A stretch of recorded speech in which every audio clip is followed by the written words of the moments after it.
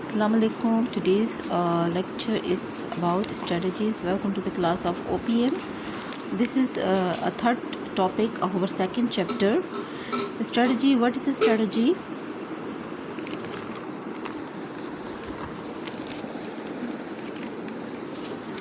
Organizations basically not having for a purpose of short period. जब भी हम organisation की बात करते हैं तो ऑर्गेनाइजेशन शॉर्ट पीरियड के लिए नहीं होती, हमेशा organisation long time of period के लिए अवेलेबल होती है। तो जब आप ऑर्गेनाइजेशंस को लॉन्ग टर्म ऑफ पीरियड के लिए चलाना चाहते हो तो लाजमी सी बात है आपको ऐसी प्लानिंग करनी चाहिए, ऐसी स्ट्रेटजीज डेवलप करनी चाहिए जिसका लॉन्ग टर्म इफ़ेक्ट होना चाहिए, जो सिर्फ प्रॉफिट ऑर्गेनाइजेशंस के लिए नहीं होती बल्कि नॉन प्रॉफिट ऑर्गेनाइजेशंस के लिए भी होती है। ये स्ट्रेटजीज़ जो होती हैं ये कंपनी के ऑपरेशंस को और जिस तरह से कंपनी काम कर रही होती है, कंपनी के नेचर को जो चीज़ें उसको इफ़ेक्ट करती, सॉरी नेचर को नहीं, कंपनी जिससे काम कर रही होती है उसको, उसके ऑपरेशन को इफ़ेक्ट करती है और कंपनी की नेचर और मिशन जो है उस पर डिपेंड करती है। इसका मतलब हुआ स्ट्रेटजी से पहले एक पॉइंट और है जिसे हम मिशन कहते हैं। So what is the strategy before going towards the mission? A plan for achieving organisation goal. Organisation के गोल्स को अचीव करने के लिए जो हम प्लानिंग करते हैं उसे हम स्ट्रेटजीज कहते हैं। अब हम सबसे पहले तो बात ये करते हैं कि मिशन क्या होता है। The reason for existence of an organisation. किसी भी ऑर्गेनाइजेशन की एग्जिस्टेंस के रीज़न को हम मिशन कहते हैं। Mission will be vary from organisation to organisation. जिस नेचर का बिजनेस होगा उसी नेचर का उनका मिशन होगा। Suppose hospital mission would be to provide health care. Hospital का मिशन होगा हेल्थ केयर प्रोवाइड कर सकें। कंस्ट्रक्शन फर्म का मिशन है कंस्ट्रक्ट करें नया सिंगल या फैमिली हाउस। इसी तरह इंश्योरेंस फर्म का मिशन होगा कि हम लाइफ इंश्योरेंस प्रोवाइड करें फुल रेंज पे। इसके अलावा जब हम नॉन प्रॉफिट ऑर्गेनाइजेशन की बात करते हैं तो उनका मिशन होगा कि वो क्लाइंट को सर्विसेज प्रोवाइड करें। ये तमाम जो है डिफरेंट एग्जांपल्स हैं। तो कोई भी ऑर्गेनाइजेशन हो उसके लिए मिशन बहुत इम्पॉर्टेंट है।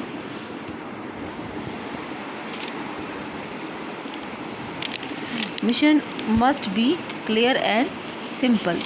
मिशन हमारे पास क्लियर और सिंपल होना चाहिए, मतलब जो हर तरह के क्वेश्चन को आंसर दे सके, जिससे हमें पता चले कि हम किस किस्म के बिज़नेस में हैं। ठीक है, मिशन स्टेटमेंट जो है वो हमें गाइड करता है, उसकी बेस पर जो है हम लोग स्ट्रैटेजीज़ को फॉर्मुलेट करते हैं, उसकी बेस पर जो है हम लोग डिसीजंस लेते हैं, सिर्फ टॉप लेवल नहीं, मिडिल लेवल, लोअर लेवल, हर लेवल पे। और ऑर्गेनाइजेशंस के लिए मिशन स्टेटमेंट जो है वो सिर्फ लीडर्स के लिए नहीं चाहिए बल्कि हर एक लेवल पे चाहिए। लेकिन एक मसला ये कि लेक ऑफ अवेयरनेस है, हमें पता नहीं है कि मिशन बहुत इंपॉर्टेंट है और अगर लीडर्स के पास लेक ऑफ अवेयरनेस हो तो मिशन स्टेटमेंट बहुत सी ऑर्गेनाइजेशंस नहीं बनाती या उनका मिशन स्टेटमेंट अनक्लियर होता है। अगर मिशन नहीं होता है या अनक्लियर मिशन होता है तो स्ट्रेटजीज़ को फॉर्मुलेशन करने में हमें बहुत ज़्यादा प्रॉब्लम्स फेस करनी पड़ती हैं। ठीक है, अब मिशन है क्या चीज़, तो देखें यहाँ पर आपको कह रहे हैं ग्लोबल एक फर्म्स है, उसका क्या मिशन है? To provide product and services that need the silicon metal and formal industries in the high quality और the lowest manufacturing cost to maintain our lead we must continuously improve our product and services. उनके जो है ये क्या है, काफ़ी बड़ा सा इसका एक मिशन है। फिर IBM का मिशन गिवन है, ठीक है, वर्ल्ड वाइड कोरियर का मिशन गिवन है। तो यहाँ पर डिफरेंट मिशंस गिवन है। इससे बेहतर है कि आप ज़रा अगर नेट से एग्जांपल सर्च करें तो आपके पास बहुत ज़बरदस्त है, जैसे गूगल का मिशन है। ठीक है, सो इसके बाद आते हैं कि अगर अब मिशन बन गया है, मिशन क्लियर है, what will be the next step? Next step is strategies हमने क्या था? Plan for achieving goals. किसी भी ऑर्गेनाइजेशन के फ्यूचर के गोल्स को अचीव करने के लिए जो प्लान किए जाते हैं उसको हम लोग क्या कहते हैं? स्ट्रेटजीज कहते हैं। मिशन स्टेटमेंट हमें जनरल डायरेक्शन बता देता है और हमारे जहन में ऑर्गेनाइजेशन के गोल्स तो आ जाते हैं, लेकिन ओवरऑल मिशन होता है। जैसे हम कहते हैं कि किसी भी ऑर्गेनाइजेशन का गोल जो है वो मार्केट शेयर को कैप्चर करना है किसी प्रोडक्ट के लिए, तो उसका गोल क्या होगा? कितना हम लोग प्रॉफिट लेंगे, उसका गोल क्या होगा? गोल हमें बताएगा कि किस लेवल तक हम लोगों ने मार्केट को अट्रैक्ट करना है, किस लेवल तक अपने प्रोडक्ट को डेवलप करना है। ठीक है। नेक्स्ट इस स्ट्रेटजीज़ आर रोड मैप। अब जैसे स्ट्रेटजीज़ के ज़रिए हम लोग गोल्स को अचीव करते हैं, गोल्स हमारे डेस्टिनेशंस हैं, तो फिर स्ट्रेटजीज़ क्या होती हैं? स्ट्रेटजीज़ हमारी रोड मैप होती है, हमारा मैप होती है, जिससे हमें पता चलता है हमने कहाँ से जाना है इस गोल्स को अचीव करने के लिए। स्ट्रेटजीज़ में हम डिसीजन मेकिंग पे फोकस करते हैं। नॉर्मली ऑर्गेनाइजेशंस की ओवरऑल स्ट्रेटजीज़ जो होती है उसे ऑर्गेनाइजेशन स्ट्रेटजीज़ कहते हैं, और उसके बाद हर एक डिपार्टमेंटल जो स्ट्रेटजीज़ होती हैं उसे हम फंक्शनल स्ट्रेटजीज़ कहते हैं। फंक्शनल स्ट्रेटजीज़ जो है वो ओवरऑल ऑर्गेनाइजेशन स्ट्रेटजीज़ को सपोर्ट करती हैं, और ओवरऑल ऑर्गेनाइजेशन स्ट्रेटजी जो है वो ऑर्गेनाइजेशन के मिशन को सपोर्ट करती है। नेक्स्ट है हमारे टैक्टिक्स। टैक्टिक्स क्या होते हैं? टैक्टिक्स जो है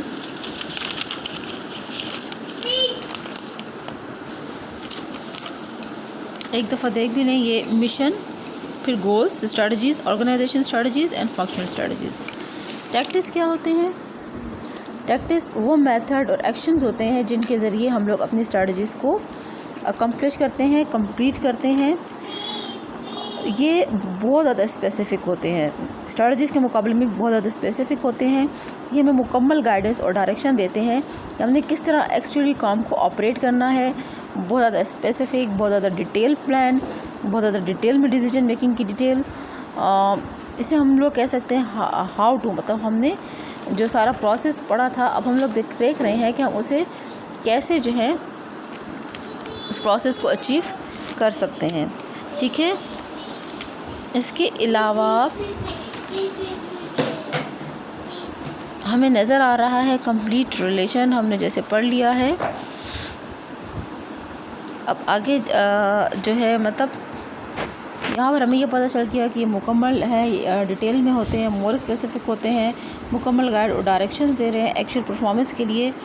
अब नेक्स्ट वन जो है जैसे अच्छा यहाँ पे देख लेते हैं, ये एक एग्जांपल है।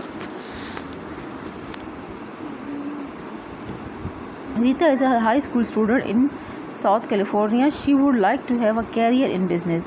ये साउथ कैलिफोर्निया की एक स्टूडेंट है, वो चाहती है कि उनका बिज़नेस में कैरियर हो, गुड जॉब हो, अर्निंग इनफ इनकम। तो ये सब सिनेरियो जो है for achieving her goal but might look something like this. अभी गोल्स इन्होंने डिफाइन तो कर दिए हैं, तो उसके लिए उसका मिशन क्या होगा? Live a good full life. वो चाहती है अच्छी ज़िंदगी अचीव करे। गोल क्या है? Successful career and good income, कि मेरा कैरियर अच्छा हो, इनकम अच्छी हो। स्ट्रेटजीज़ क्या है? ऑब्टेन अ कॉलेज एजुकेशन, कि मैं कॉलेज की एजुकेशन लूँ। टैक्टिक्स क्या है?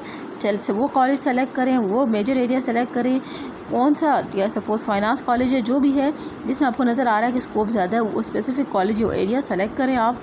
ऑपरेशंस रजिस्टर करें अपने आप को, बुक्स बाय करें, कोर्स ले और स्टडी करें। तो ये क्या है? ये कंप्लीट इसकी डिटेल एग्जांपल है। नेक्स्ट है हमारी ऑपरेशनल स्ट्रेटजी।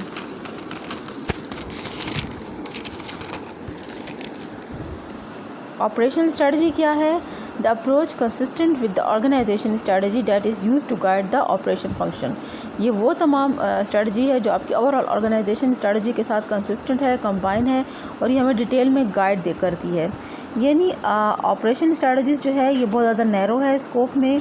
ये बेसिकली जो है ऑपरेशंस के साथ जो है लिंक है। ऑपरेशन स्ट्रेटजी जो है ये प्रोडक्ट से रिलेटेड हो सकती है, प्रोसेस से, मेथड से, हमारा ऑपरेटिंग रिसोर्सेज क्या होगा, क्वालिटी के लिए, कॉस्ट के लिए, लीड टाइम कितने टाइम में हमने करना है, शेड्यूलिंग के लिए, ये शेड्यूल जो हम बना रहे हैं, इन सब के लिए जो है ये स्ट्रेटजी अप्लाई होती है। अब जो है आपको हम कहते हैं कि मतलब ओवरऑल स्ट्रेटजीज, टैक्टिक्स, ऑपरेशंस, इसको हम थोड़ा सा डिटेल में देख लेते हैं। ओवरऑल ऑर्गेनाइजेशन स्ट्रेटजी में हमारे पास आता है मिशन। ठीक है। मिशन जो है उसमें टॉप लेवल ज़्यादा इन्वॉल्व होते हैं, लॉन्ग टाइम के लिए होता है, स्कोप इसका ब्रॉड है, लेवल ऑफ डिटेल इसमें बहुत कम होती हैं, और सर्वाइवल और प्रॉफिटेबिलिटी की तरफ फोकस होता है। फिर हम जब स्ट्रेटजी की बात करते हैं, ये भी सीनियर लेवल पे काम करते हैं, लॉन्ग टर्म होता है, broad in nature, low level of detail, और ग्रोथ इस रेट और मार्केट शेयर की बात की जा रही है उसमें सर्वाइवल और प्रॉफिटेबिलिटी की, अब इसमें ग्रोथ रेट और मार्केट शेयर की। फिर हम जब प्रोडक्शन या ऑपरेशन स्ट्रेटजीज़ की तरफ जाते हैं तो ऑपरेशन स्ट्रेटजी जो है उसको भी सीनियर लोग हैंडल करते हैं।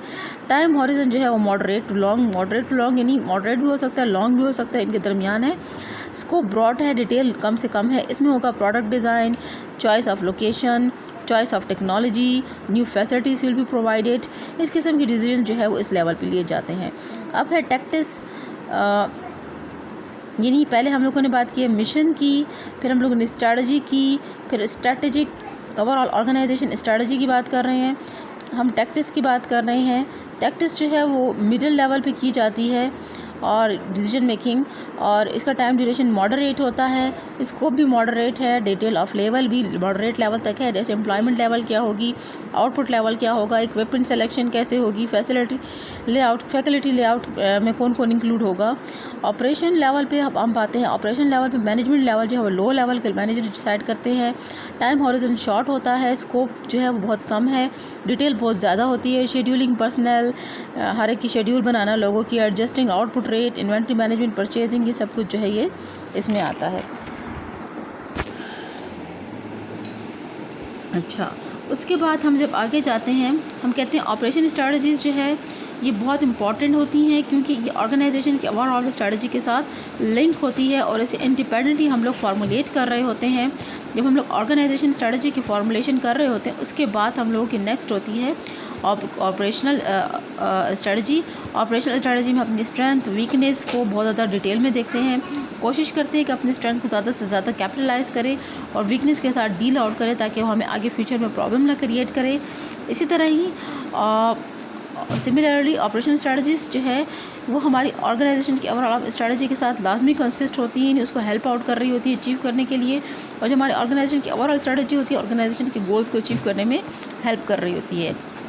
जिसमें सीनियर मैनेजर्स जो होते हैं वो फंक्शनल यूनिट्स के साथ जो स्ट्रैटेजीज़ बना रहे होते हैं उसमें सपोर्ट करते हैं, ताकि किसी किस्म की स्ट्रैटेजीज़ में कॉन्फ्लिक्ट ना आए। क्योंकि लाजमी सी बात है, हमें अक्सर देखने में मिलता है प्रैक्टिकली लाइफ में कि लोग पावर्स का यूज़ करते हैं, फंक्शनल यूनिट्स आपस में काम कर रहे होते हैं तो उनकी जो आपस में प्रॉब्लम्स आती हैं। फंक्शनल यूनिट जो हैं वो बजाय इसके कि कंपनी के ओवरऑल कम्पिटिटिव बनाने की तरफ फोकस करें, बेटर अपनी कंपनी को बेटर करने की कोशिश करें, वो अपने आपस में ही पावर जंग में लग जाते हैं, जिसकी वजह से क्या होता है प्रॉब्लम्स होती हैं। इस वजह से कुछ अप्रोचेस ऑर्गेनाइजेशंस में आई हैं जिसमें मैनेजर्स की जो टीम्स हैं उनके जो काम हैं उसको जो है अवेयरनेस ज़्यादा से ज़्यादा कर रहे हैं कि सिनर्जी इफ़ेक्ट क्या होता है। अगर ये लोग मिलकर काम करें ऑर्गेनाइजेशन के बेहतरी के लिए तो उसका सिनर्जी इफ़ेक्ट क्या आएगा, तो उसको हम लोग अवेयर करने की कोशिश, उसका मतलब ये नहीं स्ट्रैटेजी है, इसको अवेयर किया जा रहा है ताकि इंटरनली कंपटीशन के बजाय हमारे ऑर्गेनाइजेशन के लोग जो है वो एक्सटर्नली जो है ज़्यादा से ज़्यादा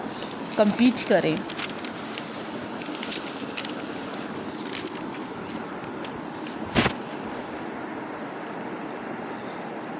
ऑपरेशनल स्ट्रैटेजी जो है वो ऑर्गेनाइजेशन की कंपटीशन पोजीशन को बहुत ज़्यादा इफ़ेक्ट करती है।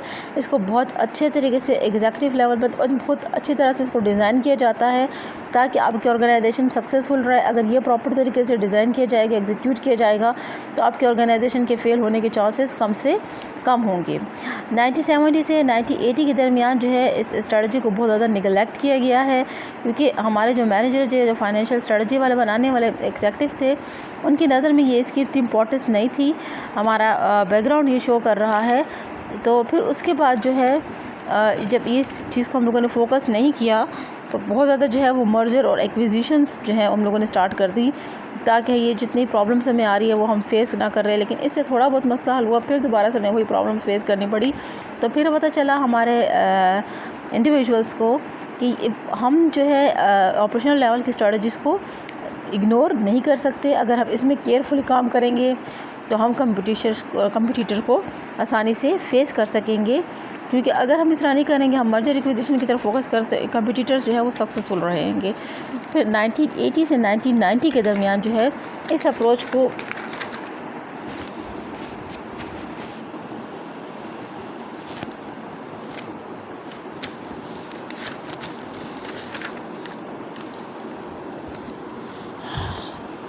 1980 से 1990 के दरमियान जो है हमें पता चला इसकी इम्पोर्टेंस को, हमने इसको बहुत ज़्यादा फोकस किया, कंपटीशन लेवल पे कामयाब रहें और हमने ज़्यादा अटेंशन दी ऑपरेशनल स्ट्रेटजीज़ की तरफ, जिसकी वजह से हमारे रिज़ल्ट बेहतर रहे।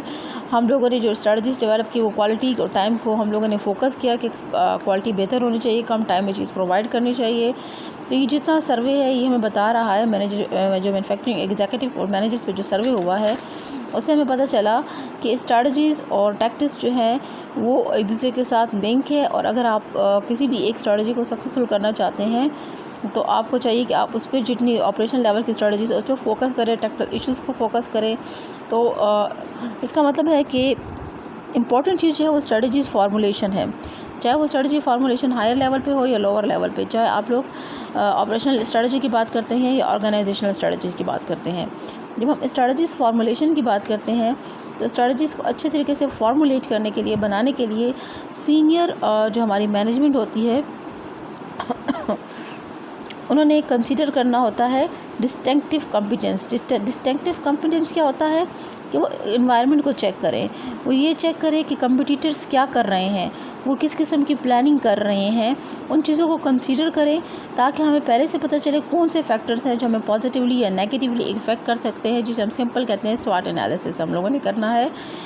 अब जब हम लोग स्ट्रेटजी को सक्सेसफुली फार्मूलेट करना चाहते हैं तो ऑर्गेनाइजेशंस को चाहिए कि next will be the order क्वालिफायर्स। Order क्वालिफायर्स का मतलब है जो मिनिमम रिक्वायरमेंट है, स्टैंडर्ड जो हमारे कस्टमर मांगते हैं वो मिनिमम रिक्वायरमेंट हम लोगों ने पूरी करनी है। ऑर्डर क्वालिफायर्स वो लोग होते हैं जो उन रिक्वायरमेंट्स को पूरा करते हैं जो मिनिमम स्टैंडर्ड्स होते हैं किसी भी कस्टमर्स के, किसी भी मार्केट एरिया के। Next one is order winner. Order winners जो है वो अब नेक्स्ट इंपॉर्टेंट फैक्टर ही वो कैरेक्टरिस्टिक्स हैं जो अगर ऑर्गेनाइजेशन अपनी गुड्स और सर्विसेज में डेवलप कर लें तो वो कंपटीशन में बहुत सक्सेसफुल रह सकते हैं। अच्छा, डिस्टिंक्टिव कॉम्पिटेंसीज। डिस्टिंक्टिव कॉम्पिटेंसी वो स्पेशल करैक्टरिस्टिक्स और एबिलिटीज़ हैं जो आपके ऑर्गेनाइजेशंस के पास हैं लेकिन आपकी कम्पिटिटिव ऑर्गेनाइजेशंस के पास नहीं है, जिसे हम कम्पिटिटिव एज कहते हैं। ये वो स्पेसिफिक करैक्टरिस्टिक्स होती हैं जिसकी वजह से जो आपकी स्ट्रेंथ बनती है, जिसकी वजह से आप कंपटीशन में सक्सेसफुल होते हैं। इसमें आपकी डिफरेंट फैक्टर हो सकते हैं, इसमें आपकी प्राइस हो सकती है, लो कॉस्ट की वजह से क्वालिटी हो सकती है, हाई परफॉर्मेंस डिज़ाइन हो सकता है, कंसिस्टेंट क्वालिटी हो सकती है, time, rapid delivery, on time delivery, flexibility, variety, volume. Flexibility में वैरायटी में फ्लेक्सिबल है, वॉल्यूम में फ्लेक्सिबल है, सर्विसेज सुपीरियर कस्टमर सर्विसेज आपकी है, लोकेशन बहुत ज़बरदस्त है। तो ये डिफरेंट डिस्टिंक्टिव्स जो है कॉम्पिटेंसीज हैं जो आपके ऑर्गेनाइजेशंस में अवेलेबल्स होती हैं। कोई सी भी ऑर्गेनाइजेशन की जो है approach that develop distinctive competencies based on customer needs. किसी भी ऑर्गेनाइजेशन की अप्रोच जब आप डेवलप कर रहे होते हैं अपनी कॉम्पिटेंसीज, तो आप लोग को देखना चाहिए कि हमारे कस्टमर्स की नीड क्या है, तभी जो है, और आप हमारे कंपटीटर्स क्या कर रहे हैं, तभी आप लोग सक्सेसफुल रहेंगे। और कंपटीशन कस्टमर की नीड्स हमें पता चलती है मार्केटिंग से, ऑपरेशनल लेवल पे जो हम लोग काम कर रहे होते हैं कस्टमर के करीब, उधर से हमें पता चलता है। कंपटीटर्स कॉम्पिटेंसीज को हमें लाजमी देखना होता है। अगर हमें लगता है कि हमारा कंपटीटर जो है वो high quality of product supply कर सकता है तो ज़रूरी है कि हम भी उस लेवल ऑफ क्वालिटी को कम से कम अपना बेस लाइन बनाएं और उस लेवल को हम लोगों ने मैच करना है ताकि हम लोग अपने मार्केट शेयर को लूज़ ना कर सकें, बल्कि उस लेवल से ज़्यादा अच्छी क्वालिटी की प्रोडक्ट हम लोगों ने प्रोवाइड करनी है ताकि हम लोग कम्पिटिटिव एज को अचीव कर सकें। अच्छा, कुछ स्ट्रैटेजीज़ जो है जापान में जो है बनाई गई हैं ड्यूरिंग वर्ल्ड वॉर 2, जिसमें हमारे पास सबसे पहली स्ट्रैटेजी थी लेबर कॉस्ट स्ट्रैटेजी, जिस वॉर के फ़ौरन बाद जो है हम लोगों ने बनाई थी, जिसमें हम लोगों ने कहा था इनएक्सपेंसिव, यानी जो बेकार लोग हैं उनको हटा दो।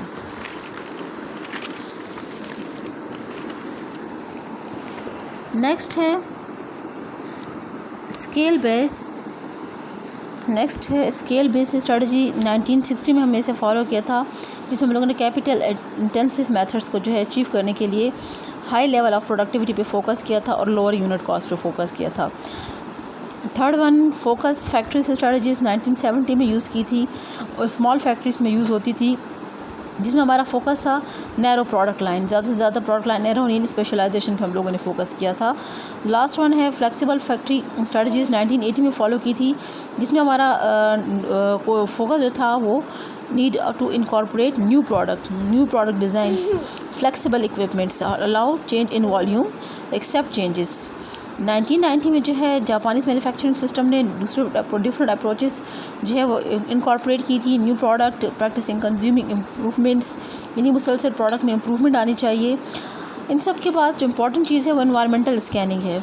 एनवायरमेंटल स्कैनिंग यानी जो भी इवेंट्स हमारे ऑर्गेनाइजेशंस में हो रहे हैं प्रेजेंटली, जो हमारे थ्रेड्स हैं, जो हमारी अपॉर्चुनिटीज़ हैं, उसे हम लोगों एनवायरनमेंट में डिफरेंट फैक्टर्स हैं जो ऑलरेडी आप स्टडी भी कर चुके हैं। इसमें मतलब इसमें हम लोग फोकस करते हैं कंपटीटर्स कैसे जा रहे हैं, कस्टमर की नीड्स को फोकस करते हैं, हमारी लीगल और इकोनॉमिक और पॉलिटिकल एनवायरनमेंट कैसे जा रहा है, कस्टमर किस लोकेशंस को फोकस किया जाता है, global, national, regional, local level पे जो इश्यूज़ आ रहे हैं उनको फोकस किया जाता है। जर्मनी, यूरोप जो है इसमें मतलब डिफरेंट कंट्रीज़ में जो है बता रहे हैं कि हम लोगों ने जो है इतना इम्पैक्ट फोकस नहीं किया था, तो फिर उसके बाद प्रॉब्लम्स फेस की गई थी। और इम्पॉर्टेंट फैक्टर्स जो स्ट्रेटजीज़ को डेवलप करते हुए जो हमें फोकस करना चाहिए वो टेक्नोलॉजिकल चेंज होता है, क्योंकि आजकल जितनी भी हमें अपॉर्चुनिटीज़ और थ्रेट्स ज़्यादा फेस करनी पड़ रही हैं वो टेक्नोलॉजिकल चेंज की वजह से फेस करनी पड़ रही हैं। ज़्यादा से ज़्यादा इंप्रूवमेंट्स आ रही हैं, जैसे हमारे पास हाई डेफिनेशन टीवीज़ आ रही हैं, इम्प्रूव कंप्यूटर चिप्स आ रही हैं, इम्प्रूव्ड सेलुलर टेलीफोन सिस्टम्स आ रहे हैं, improve design of earthquake proof structures आ रहे हैं। ठीक है, इसी तरह हमें प्रोसेस को फोकस करना चाहिए। प्रोसेस में कैसे इंप्रूवमेंट आ रहे हैं, जैसे रोबोट आ रहे हैं, जैसे ऑटोमेटिक सिस्टम्स आ रहे हैं, जैसे कंप्यूटर असिस्टेंट प्रोसेसिंग आ रही है।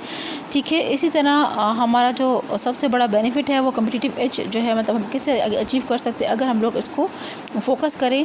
हमारा यही चीज़ हमारे लिए रिस्क भी बन सकता है टेक्नोलॉजी, अगर हम इनकरेक्ट डिसीजंस लेते हैं, हमारे एग्जीक्यूशंस जो है वो पुअर होते हैं और हमारी जो ऑपरेटिंग कॉस्ट है वो हाई होती है, तो यही हमारे लिए कम्पिटिटिव डिसएडवांटेज बन सकता है और हमारे कंपटीटर के लिए एडवांटेज बन सकता है। अब डिफरेंट फैक्टर्स हैं इंटरनल और एक्सटर्नल एनवायरनमेंट में जो हम लोगों ने इंक्लूड फोकस करने स्कैनिंग में। इकोनॉमिक कंडीशन का मतलब है किसी भी जो इकॉनमी है उसकी हेल्थ, उसकी डायरेक्शन, जैसे inflation, deflation, interest rate, tax law, tariffs. Political condition का मतलब है जो फेवरेबल और अनफेवरेबल एटीट्यूड्स है बिज़नेस की तरफ, जैसे पॉलिटिकल स्टेबिलिटी और instability and war. Legal environment means हमारे जो लॉज हैं, जो गवर्नमेंट के रूल रेगुलेशंस हैं, मिनिमम जैसे वेज रिक्वायरमेंट है, जैसे प्रोडक्ट की लाइबिलिटी क्लॉज है, जैसे हमारे कोर्ट एक्सपीरियंस है, लेबर लॉज हैं, पैटर्न्स हैं, ये चीज़ें जो इफ़ेक्ट करती हैं। टेक्नोलॉजी जो हमने अभी डिस्कस की है, टेक्नोलॉजी जो है बहुत ज़्यादा इफेक्ट करती है किसी भी प्रोडक्ट के इनोवेशंस में, हमारे करंट और फ्यूचर प्रोसेसिंग टेक्नोलॉजी मेथड और डिज़ाइन में।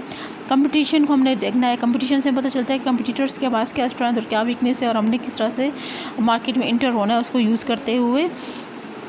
बेसिकली कंपटीशन होता है प्राइस, क्वालिटी, स्पेशल फीचर्स, फिर वो तमाम आ रहे हैं। मार्केट का मतलब है मार्केट की size, location, brand, loyalty, ease of entry, potential of growth, long term stability, demographics. हमने मार्केट में इन तमाम चीज़ों को कंसीडर करना है। ऑर्गेनाइजेशन में हमारे पास कुछ एक्सटर्नल तो हम डिस्कस कर चुके हैं, उसके बाद कुछ इंटरनल फैक्टर्स हैं जिससे हमें पता चलता है हमारे ऑर्गेनाइजेशन के पास क्या स्ट्रेंथ और क्या वीकनेसेस हैं। जैसे HR है हमारे पास, जो स्किल, जो एबिलिटी जो मैनेजर्स के पास है, जो वर्कर्स के पास है, जो स्पेशल टैलेंट्स हमारे ऑर्गेनाइजेशन के पास है, जो लॉयल्टी हमारे एम्प्लॉयज़ की, जो एक्सपर्टाइज़ हैं, जो डेडिकेशंस हैं, जो एक्सपीरियंस हैं, वो चीज़ें हमारे लिए स्ट्रेंथ और वीकनेस किस फॉर्म में अवेलेबल हैं। फैसिलिटीज़ और इक्विपमेंट्स यानी कैपेसिटी, लोकेशन, हमारे इदारे की age, time period, cost to maintain and replace can have significant impact on operations. Third, financial resources हमारे पास क्या है, कैश फ्लो के, हमारे एडिशनल फंडिंग हम लोग को कितनी कर सकते हैं, डेट बर्डन कितना है, कस्टमर्स कितने लॉयल हैं, रिलेशनशिप हमारे उनके साथ क्या है, हम उनकी वांट्स और नीड्स को किस तरह से अंडरस्टैंड कर रहे हैं। Product and services, existing product and services क्या है और कितने पोटेंशियल है नए आने की। टेक्नोलॉजीज़, हमारा एग्जिस्टिंग टेक्नोलॉजी और मज़ीद जो नई टेक्नोलॉजी आ सकती है उसका इफ़ेक्ट करंट और फ्यूचर ऑपरेशन पे। सप्लायर्स के साथ हमारे रिलेशनशिप, कितना हम डिपेंड करते हैं उन पर, हमारे पास कितनी क्वालिटी की चीज़ मौजूद है, कितनी फ्लेक्सिबिलिटी है। अदर डिफरेंट फैक्टर्स जैसे पैटर्न्स, लेबर रिलेशन, कंपनी और product image, distribution channel, relationship with distributor, maintenance of facility, equipment, assets और बहुत से वो फैक्टर्स जो आपकी ऑर्गेनाइजेशन के लिए या जो है कम्पिटिटिव एज बन सकते हैं या आपके स्ट्रेंथ या वीकनेस के तौर पर सामने आ सकते हैं। Next one is quality and time strategies. अब तक हम लोग जितनी स्ट्रेटजीज डिस्कस करते रहे हैं उसमें हमारा फोकस होता था मिनिमम कॉस्ट और प्रोडक्ट डिफ्रेंसिएशन, हमारी कॉस्ट कम से कम हो, प्रोडक्ट चेंज से चेंज हो। लेकिन फिर वक्त के साथ साथ अब जो चेंज है वो हमारी स्ट्रेटजीज में जो फोकस हो गया है वो क्वालिटी और टाइम की तरफ चला गया है। ये चीज़ें दो जो इंपॉर्टेंट फैक्टर्स हैं इनको बहुत ज़्यादा इंपॉर्टेंट हो गया। वक्त के साथ साथ क्वालिटी बेस्ड स्ट्रेटजीज़ क्या होती है, जिसमें हम लोग चाहते हैं कि हमारे कस्टमर्स जो हैं वो हमारी क्वालिटी के साथ सेटिस्फाई हो, और उसके बाद हम लोग ये कोशिश होती है हमारे जो प्रोडक्ट जो सर्विस हम लोग जो कस्टमर को प्रोवाइड कर रहे हैं, जिस प्रोसेस से, जिस डिज़ाइन से, जिस हिसाब से हम सर्विसेज दे रहे हैं वो क्वालिटी वाइज बेहतर हो। टाइम का मतलब है हम चाहते हैं रिक्वायर्ड टाइम के अंदर जो है हम अपनी एक्टिविटीज़ को परफॉर्म करें। जैसे नया प्रोडक्ट बनाने की बात कर रहे हैं, उसे मार्केट में लाने की बात कर रहे हैं, चेंज को एक्सेप्ट करने की बात कर रहे हैं, डिमांड को पूरी करने की बात कर रहे हैं, प्रोडक्ट को डिलीवर करने की बात कर रहे हैं, डिलीवरी के बाद सर्विसेज की बात कर रहे हैं। टाइम बेस्ड सर्विसेज की तमाम एक्टिविटीज़ होनी चाहिए। इस तरह करने से हमारे ऑर्गेनाइजेशन की सर्विसेज जब इम्प्रूव होगी तो हमें कम्पिटिटिव एडवांटेज मिलेगा एज़ कम्पेयर टू हमारे कम्पिटिटर्स। टाइम बेस्ड स्ट्रेटजीज जो है उसमें हम टाइम को रिड्यूस करने की कोशिश करते हैं ज़्यादा से ज़्यादा। डिफरेंट लेवल पे हम जो डिस्कशन किया अभी, और हम जब टाइम रिड्यूस करेंगे तो ऑटोमेटिकली कॉस्ट हमारी कम होगी और प्रोडक्टिविटी ज़्यादा होगी। प्रोडक्टिविटी ज़्यादा होगी तो हमारी इनोवेशंस भी हम लोग जो है ला सकेंगे और मार्केट को हम लोग जो है अचीव अपने शेयर को ले सकेंगे। हमारे कस्टमर जो है वो सर्विसेज, हमारे कस्टमर सर्विसेज इम्प्रूव होंगे, हमारे कस्टमर सेटिस्फाई होंगे। तो हम कैसे जो है टाइम की जो एंड टाइम सर्विसेज प्रोवाइड कर सकते हैं। प्लानिंग टाइम हम जो टाइम प्लानिंग में लेते हैं वो हम जो कोशिश करते हैं कि कम से कम लें कंपटीटर्स के मुकाबले में। Product and services design time जो है वो हमारा कोशिश होता है कम से कम टाइम में प्रोडक्ट और सर्विस को डिज़ाइन कर सके। प्रोसेस टाइम का मतलब है scheduling, repairing equipment, wasted effort, inventories, quality, training. Change over time का मतलब है जो चेंज आ रही है एक टाइप से प्रोडक्ट से दूसरे प्रोडक्ट में चेंज डाइवर्ट होने के लिए वो हमारा टाइम कम से कम लगे। Delivery time to fill orders, respond time for complaint, जो कंप्लेंट्स हमारे पास आती हैं क्वालिटी की, टाइम की, जो इनकरेक्ट शिपमेंट की, उसको हम फ़ौरन से फ़ौरन रिस्पॉन्ड करेंगे। हमारे पास स्ट्रेटजी का था lecture number 3 chapter number 2 and it. Thank you.